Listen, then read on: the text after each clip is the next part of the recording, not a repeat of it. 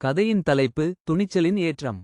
காட்டில் மிக உயரமான குன்றின் உச்சிக்குச் செல்வது ஒவ்வொரு இளம் சிங்கத்தின் கனவாக இருந்தது.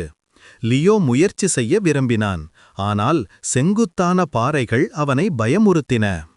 அவனுடைய நண்பன் சிறிய ஆமையான டிக்கோ அவனுடன் சேர்ந்து, "நான் உன்னுடன் ஏறுகிறேன், மெதுவாக இருந்தால் பரவாயில்லை, ஆனால் நிறுத்தாதே" என்றான்.